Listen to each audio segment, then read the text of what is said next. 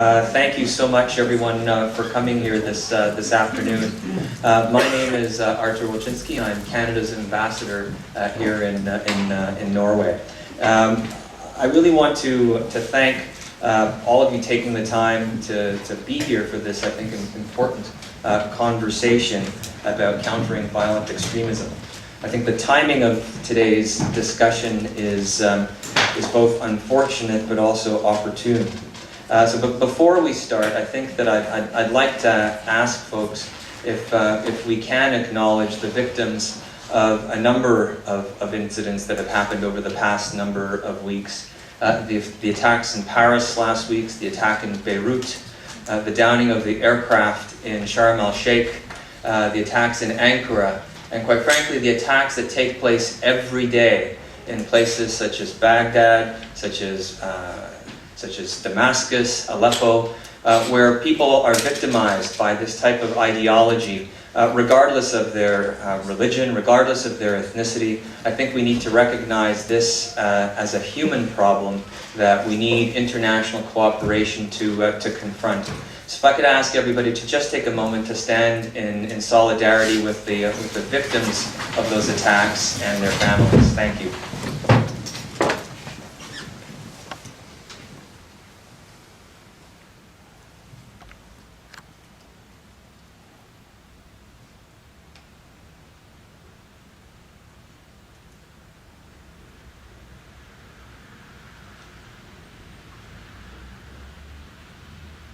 Thank you very much.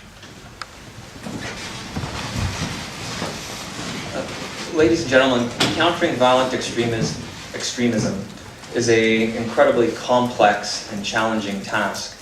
It is not one that any one country can do alone, but it's really something that we need to work in partnership on at multiple levels. It involves first responders, police, of course, in the context of enforcement, but it also includes educators, community workers, healthcare providers, mental health providers in particular, housing specialists, researchers and academics to understand the full complexity of this issue. And I think that Canada and Norway have a lot that we can share between one another on this very important question. I'm particularly pleased that we've been able to gather both Canadian and Norwegian experts here to share their perspectives and to talk about the complexity of these issues.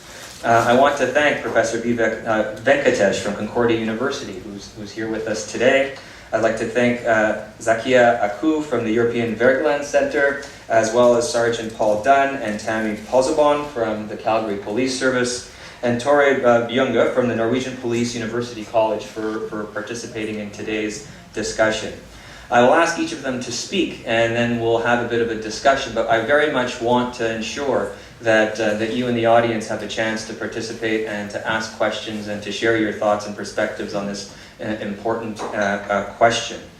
I would also like to thank the LDO, the Norwegian Equality and Anti-Discrimination Ombud, for taping the event today and making sure that this discussion is available on their YouTube channel. So may I please first turn to my colleague, Professor Vivek Venkatesh from Concordia, who's doing a tour of Northern Europe to speak about the Someone Social Media Education Everyday Project. The Someone Project was created to sensitize Canadian youth, educators, and the broader public to patterns of online hate with the goal of building resilience. This is being done through the development of an online portal of curricula, multimedia, as well as digital and social media.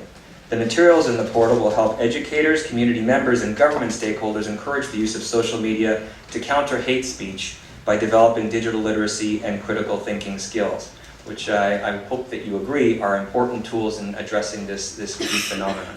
Vivek, I turn to you first.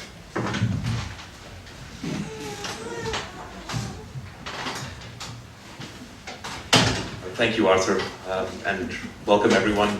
It's a particular thrill for me to be here today, especially because I have a long-standing relationship with Norway. I'm a big fan of Norwegian extreme metal music, so I come often here. I've been to the Inferno Metal Festival several times, when most of you are probably on skiing vacations, maybe outside of Oslo.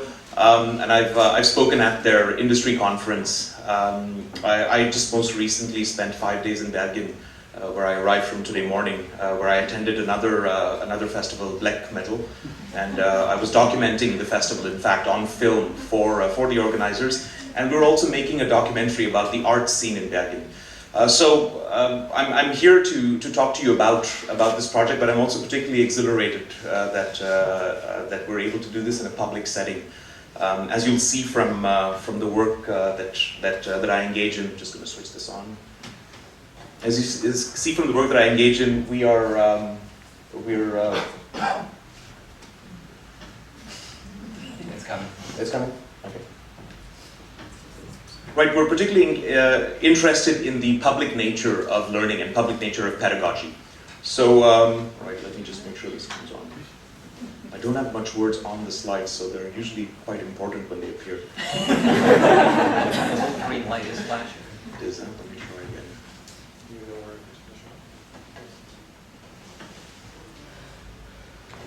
Regardless, it'll come by soon enough. But let me give you a little background about the work that I'm going to talk to you about, and once we have this fixed up, we'll be able to present this to you. My name is Vivek. I work at Concordia University. I'm an associate professor of education. My specialty lies in the intersection between social and public pedagogy. So what I'm particularly interested in finding out more. I'm sorry, I wasn't able to get the shutter to work. What I'm interested in finding out.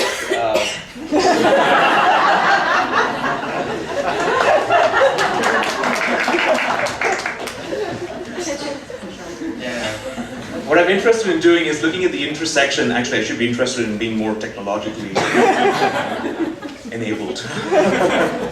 I'm looking at the intersection between how society, how public can engage in building policies around elements of import to us.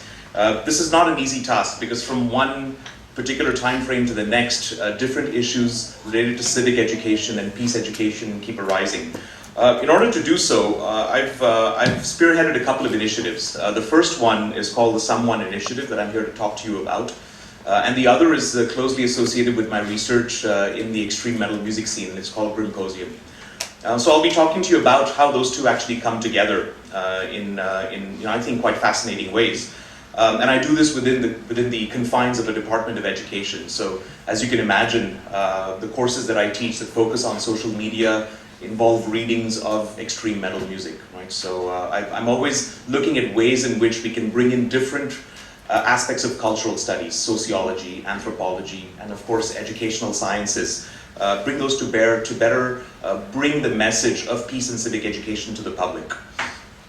The work that I'm presenting to you today has been funded by Public Safety Canada, Sécurité Publique Canada, and this is under the aegis of their Kanishka project. The Kanishka project was instituted some 5 years ago, and it focused on broad issues of how we can counter violent extremism and radicalization. The face and even the nature of violent extremism has changed over the course of those 5 years. I remember negotiating when I began talking about this project with members of Public Safety Canada, how I would be able to perhaps address issues of radicalization by groups like Al-Qaeda and Al-Shabaab. And of course, that beast has changed its colors now, right? With ISIS, that has I think something that resembles more the post-apocalypse, but I'll come to that a little bit later. Someone stands for social media education every day, and as Artur pointed out, our vision is to build awareness and resilience. I'm very careful about using the word prevention because my erstwhile colleagues in public security and justice and the police, in fact, are, I think, at the front line of that work. But what I'm really interested in doing is ensuring that we can create a space for dialogue. And this dialogue does not necessarily have to result in a consensus. It doesn't have to result in a negotiation of a joint meaning. I think we have to learn to live with differing perspectives. And I see interesting aspects of that occurring in Scandinavian culture. We see less of that in Canada, and that's perhaps a reflection of even the epistemology and the philosophy that we use in building consensus in our society. We have to, in our project, we have to be looking at combating online hate broadly. I'm interested in notions of homophobia, misogyny, racism, transgender hate, but we're also looking specifically at radicalization, specifically with ISIS. So like I said, sensitization is really what we're interested in the most. I think we can prevent incidences of online hate with our work, but that remains to be seen. The metrics that we use may remain perhaps more quantitative in orientation, but the work that I'm conducting with a broader team of experts has taught me to take a more qualitative approach to some of this work. We're not in the business of ensuring that we don't recruit freedom fighters.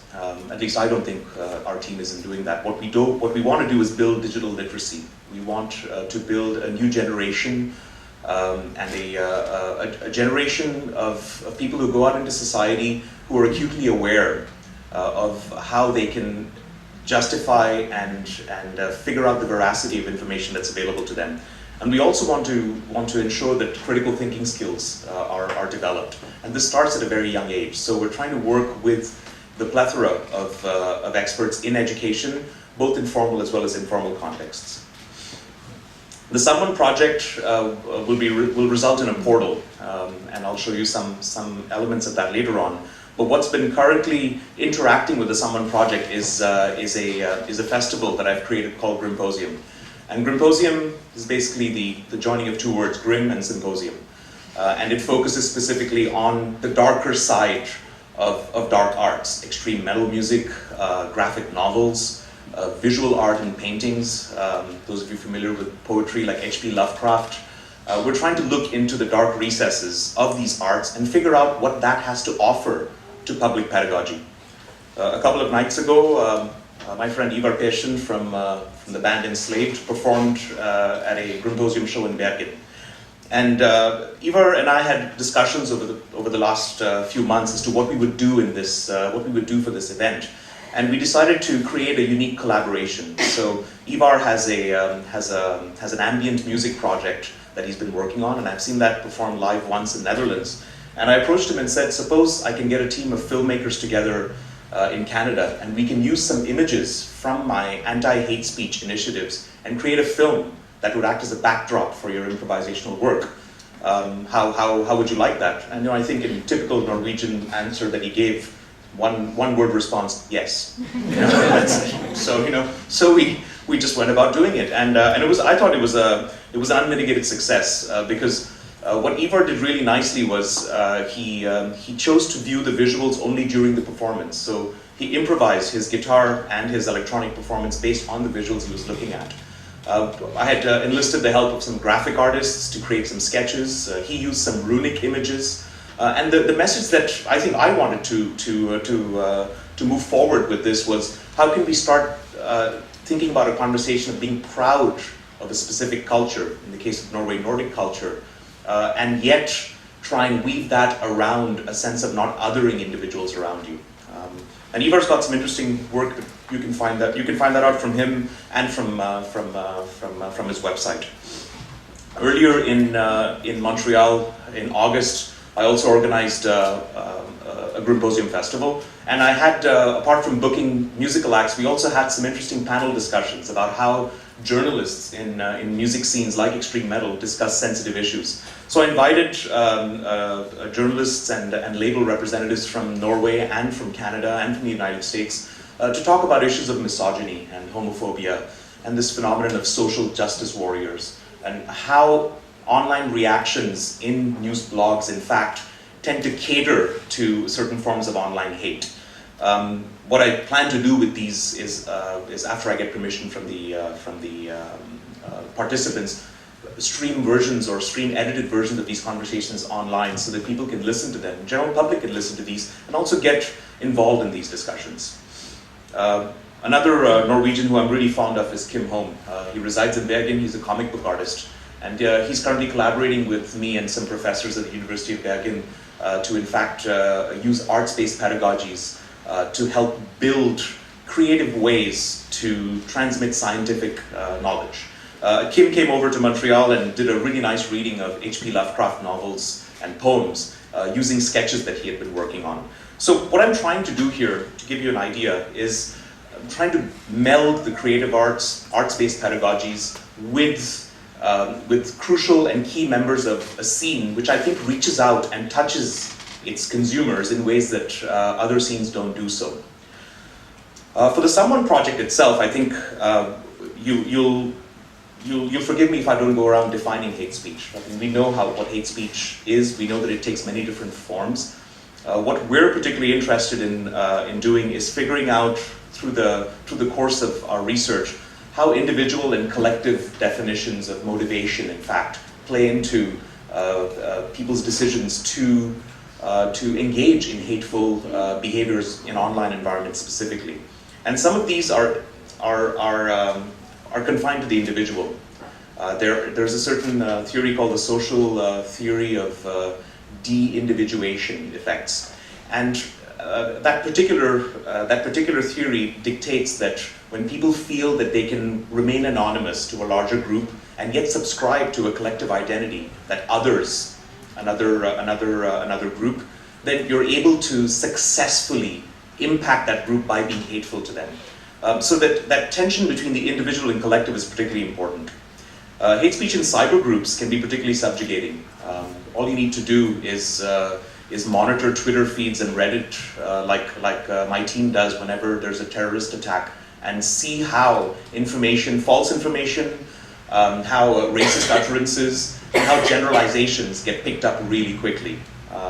In the aftermath of the Paris attacks, just a quick rundown of Facebook pages that were dedicated to popular culture, that were dedicated to music, to even films, began filling up with hateful rhetoric.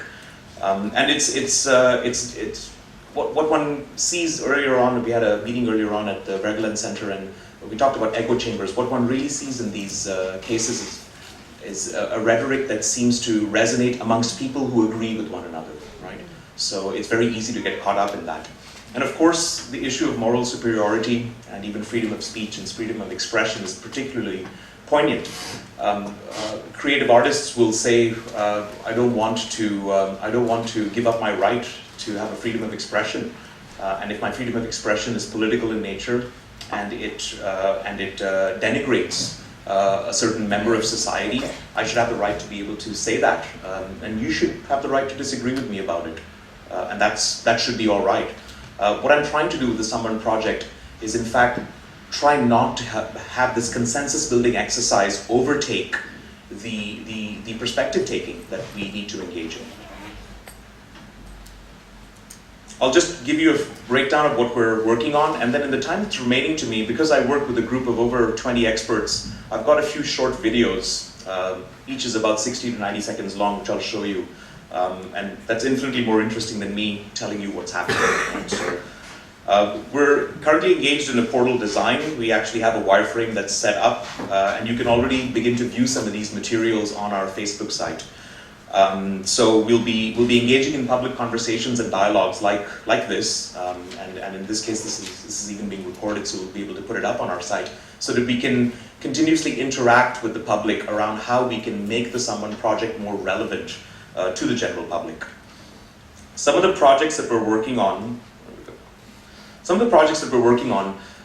focus on forum usage to foster dialogue.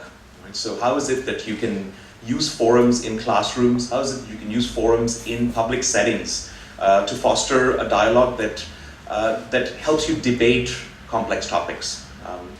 We're also very concerned that teachers and even parents' perceptions of something as crucial as media literacy impacts how youngsters use social media. Right? I'm guilty of this. I don't want my 11 and 9-year-old to go on social media ever. But I also don't want them to be Facebook friends with me if they ever do go on social media, right? Because it's an identity that I've created to work on my metal music. It's an identity that focuses exclusively on that field. And it's not something that I necessarily want to bring home, but am I ashamed of it? I don't know, maybe I am. There's a complex question around how parents view their identities on social media and how children can, in fact, be imbibed with those perceptions as they are getting introduced to social media. And don't get me wrong, they're going to be even more acutely aware of this moving forward. From children, we're also looking at adult education communication models. We want to be able to have community centers hold public dialogues such as these to discuss issues of racism, of othering, especially with migrant and refugee problems that are not only impacting right now parts of Europe, but have always been an issue in Western society. And we're also very keen on empowering youth. We use comics, graphic novels, animated videos that are created by youth. Right? So this is the brainchild of Jason Wallin, one of my colleagues who was also filming with me in Wergeland. And he wants to create graphic novels for youth by youth. And these are particularly poignant because they are expressions of how youth in fact deal with hatred in their communities. For the researchers amongst us, we'll have documentaries, video documentaries of the impact of hate in social media. We've developed a new methodology for discourse analysis in online forums, and we'll be sharing that. And instead of going the academic route and publishing articles about it, which, believe me, it's important for our field, we want to make this available to the public. We want it digestible. We want the general public, the educated public, to be able to use these methodologies as well. We're also very keen on harnessing the power of youth in building social media feeds. Right? So how can we then use pictures and Instagram feeds and Flickr feeds to create narratives that can in fact give you an alternative viewpoint on hate. And like I said earlier, with people like Kim here in Norway, we're trying to work with visual and creative arts-based pedagogies. Of these projects, the one that I want to talk to you about before I switch to the videos, in fact, is the ISIS video analysis. In the past few months, we've been looking at publicly available ISIS videos, videos that depict very graphic acts, decapitation, drowning, running over of prisoners with tanks. But these are always done these particular videos are made in a particular propaganda style. So we've been comparing this with some Nazi propaganda videos to sort of talk through how some of these narratives resemble one another. We're looking at musical qualities of these videos because the ISIS videos themselves could have been made very easily by young budding filmmakers in Hollywood. Some of the camera angles and the shots that are being used are ones that are designed to evoke responses from youth, right? So these are particularly important aspects of an analysis of these videos. The other thing we want to do is also build a platform, a social media platform, where we'll be able to translate from Arabic to in our case, English, and hopefully in French as well for our partners in Quebec, the actual text and the narration that's being used in these videos. Because therein lies a really interesting dystopia, a narrative of dystopia that's being used, and of a utopia that these freedom fighters, so-called freedom fighters, can achieve were they to move to Syria. And this is not to scare the public, but it's to be used by parents, it's to be used by psychologists, it's to be used by teachers to lay bare and keep transparent the techniques that are being used by terrorist organizations like ISIS. So let me just move to the videos themselves, because that's going to give you theatrics of hate speech. With increased use of internet forums and social media, hate speech has been growing at exponential rates in online environments. Our project presents an analysis of several clear examples of misogynistic, racist, homophobic, and religious hate speech in online communities that discuss politics and underground music cultures within and outside of Canada. We seek to question these niche communities' claims to counterculture status, and conversely, to underline their complicity with the increasing influence of racist, anti-immigration, anti-Islam, anti-Semitic, and sexist discourses coming out of Western Europe and North America. We will conduct a linguistic as well as discourse analysis of publicly available online texts in Facebook, Reddit, Twitter, and blogs to illustrate how online hate speech is produced, received, and diffused within these online communities. We will present our work in the Someone portal using blogs, podcasts, and video interviews with our project participants. Our work will shed light on misanthropy as an excuse for prejudiced thought, perhaps some indication of a turn in underground music cultures towards a greater sensitivity and a more inclusive culture. So that's the Theatrics of Hate Speech project, and you'll notice that the outcomes, the academic outcomes will find their avenues. We want to build the social media feeds through blogs and video podcasts. And here's the project around graphic novels. How do students encounter and navigate hate speech in their daily lives? A graphic novel curriculum project.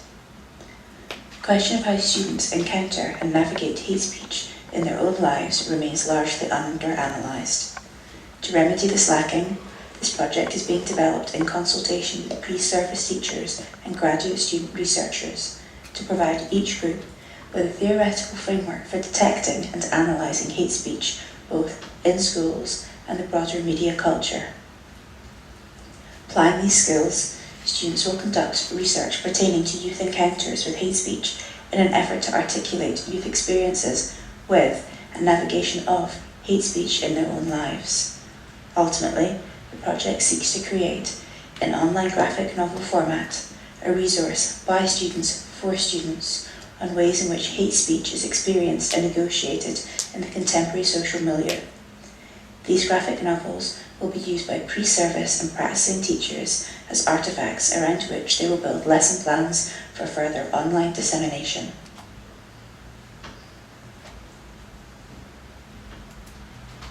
So what we're trying to do, what Jason's trying to do here is ensure that we can harness that particular power that youth culture provides, especially through graphic novels, and use art-educated students to create outputs that in fact resonate with one another. We found that to be much more effective than a top-down approach. And while it's easy to work with the youth community and adolescent community, it's in the elementary and early education field, it's really the parents and teachers who need addressing down, as this shows you. Social media in childhood and elementary early education.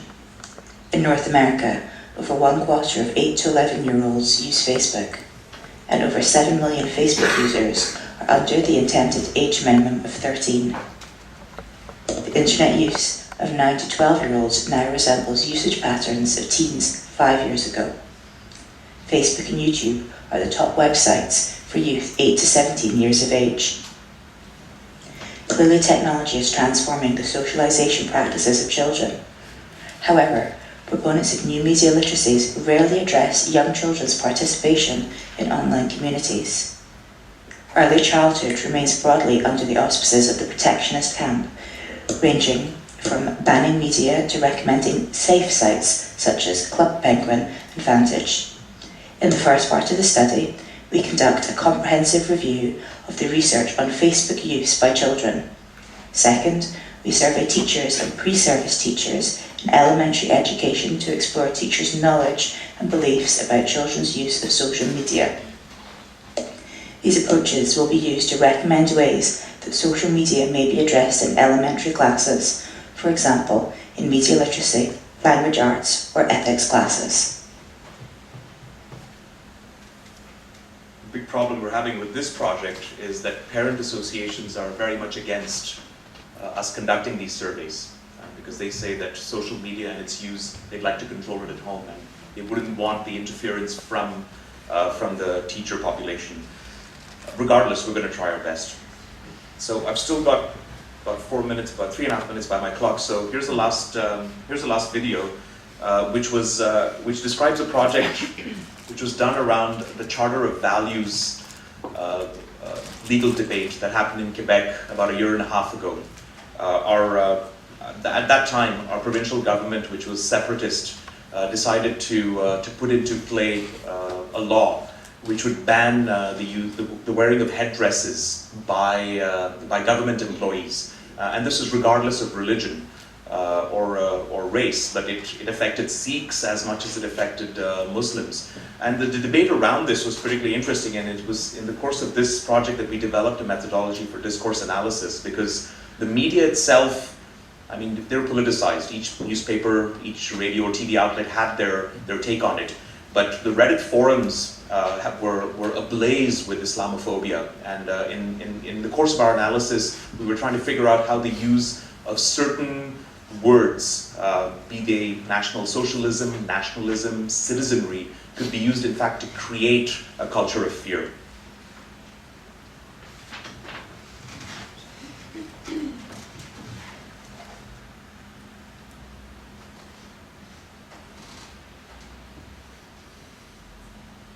Well, my time's almost up and that video's not going to, so I'll talk about that later.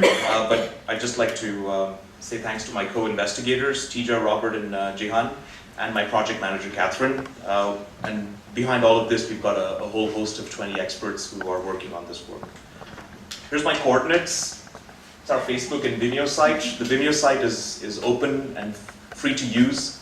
You'll find lectures, you'll find all of these videos, and when our portal goes up, each of the pages will have the introductory video like you saw, but also a list of materials and then interviews with people who are using the materials as well.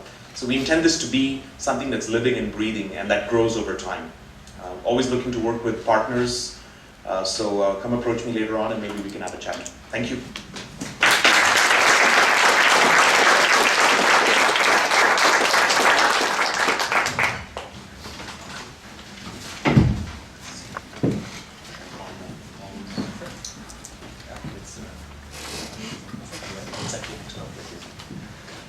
Thank you very much, Vivek. Just in case people would like to use social media, we actually have a hashtag for today's event.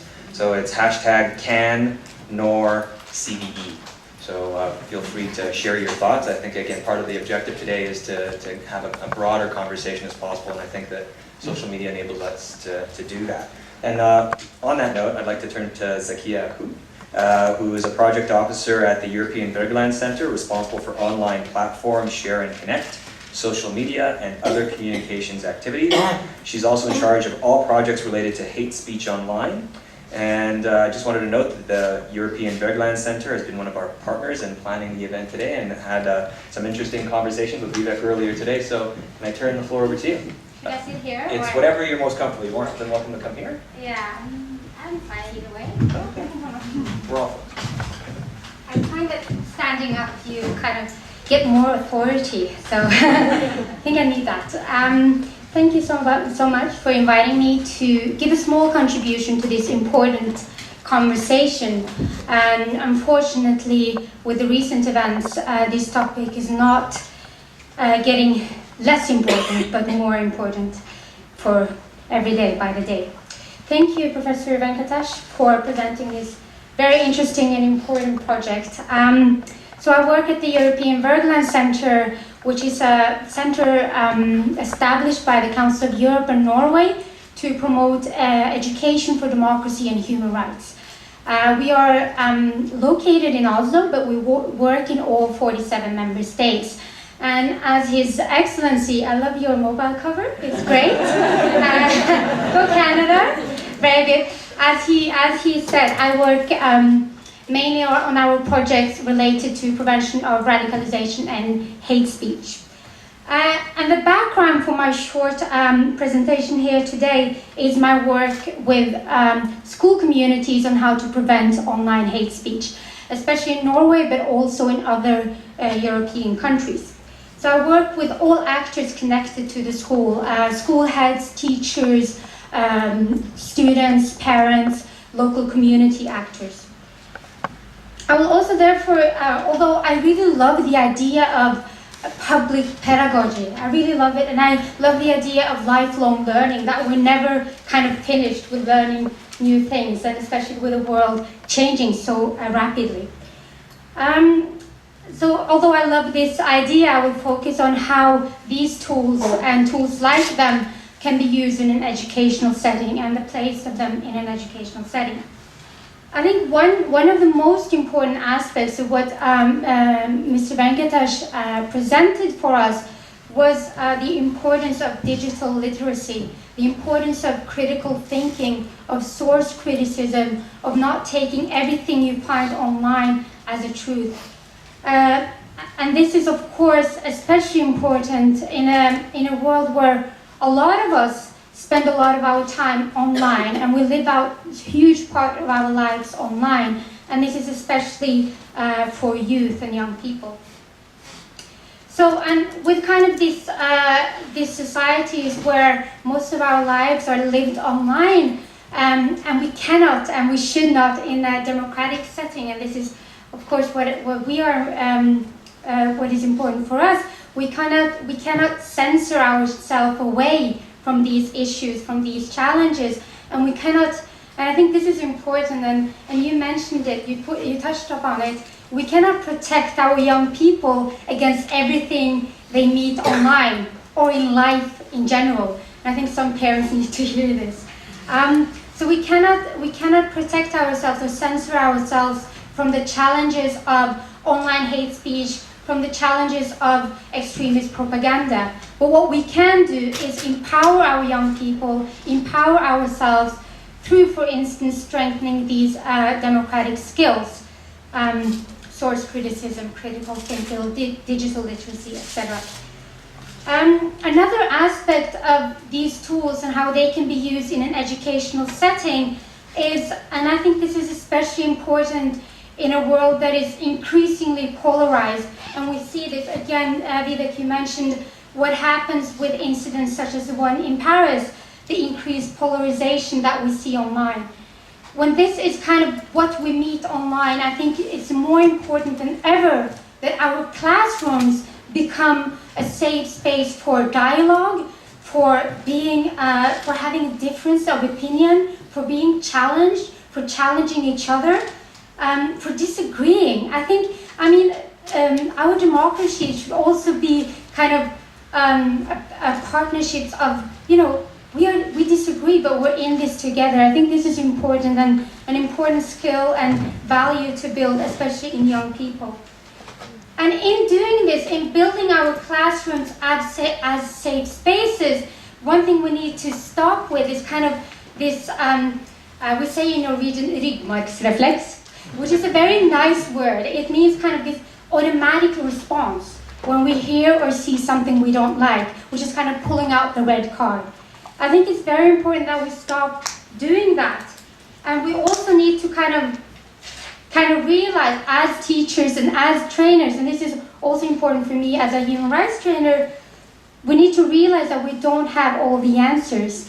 And also realize to many of these questions and issues, there are no clear-cut answers. And that's okay, Instead of confronting young people who voice opinions that are problematic, controversial, or even borderline extremist, instead of confronting them with saying, that's unacceptable, we need to engage in a dialogue and ask questions and nurture reflection through a dialogue.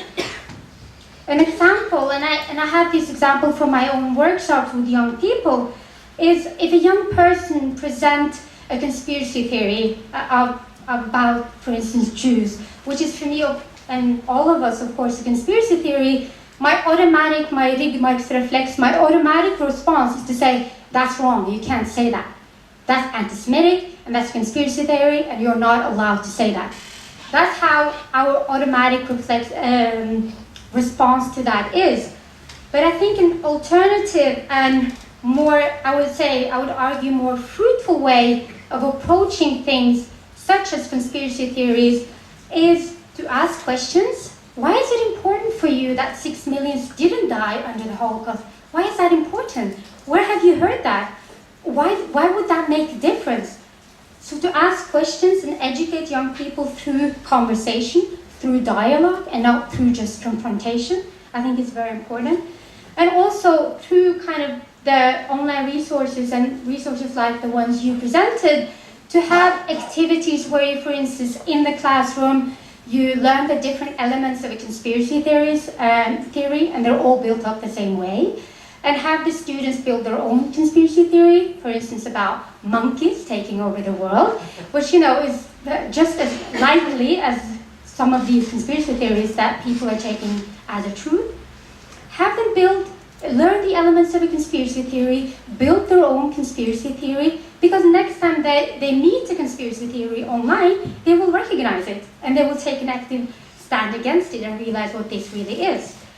And to achieve this classroom as a safe space, I mean, it really also, in addition to good resources, it also requires good teachers, and we have excellent teachers. We really do. But I think there is a need for also to build competence, to build confidence, to build awareness amongst teachers, so that we can strengthen also the teachers as facilitator for dialogue, where they don't need to have all the answers as they sometimes are used to having. And also, because I think an important part of this is, and this is of course our approach, is the human rights approach to this, where kind of not only what you teach, but also how you teach is important. And sometimes the how is even more important than the what. I am going to make a very brief presentation, and I would like to kind of engage in a dialogue with you after we've heard the others as well. So a final point I would like to make, and kind of a point of hope for the future, I think, is after having trained teachers, school heads, students, teacher-students, so both youth and adults, I have seen that the least discriminatory, the least kind of, those who have the least prejudice, those who are most acceptable to difference of opinion, to diversity, is actually our youth. So this coupled with a realization that a lot of, because I think we had this idea when starting training teachers that, you know, the teachers are really influenced by the students are really influenced by their teachers. We see that actually that's true to some extent, but young people are mostly influenced by other young people. So this coupled with the realization that young people also have, I think, these more of these qualities of accepting difference and difference of opinion, I really think, and I hope we can continue working on peer-to-peer education, on how we can strengthen our young people, maybe train a group of young people so that they can train their peers. And we have done this in projects in other countries, and it has been really, really successful. And also, I would suggest that also young people, having them train both their own teachers and their own parents as well. I think in Norway, and in the Norwegian context, we always hear that, you know, values and attitudes are taught around the dinner table. We have all heard this one before, and to some extent, of course, this is true. But I think we tend to think of this transmission of values as going only one way. But I really think that young people can also teach their parents some values and some attitudes as well. So by training and empowering young people, I think we can also promote some democratic values and attitudes amongst our adults. And having, you know, seen how some of us adults behave online, I think there is absolutely a need for it. As you said, Vivek, you wouldn't really like having your kids on Facebook. Well, I don't think your kids would like to have you on Facebook. I think a lot of young people are kind of frustrated with their own parents and how they can't really read the codes online. So I'm going to end here and open up for more discussion. I look forward to it.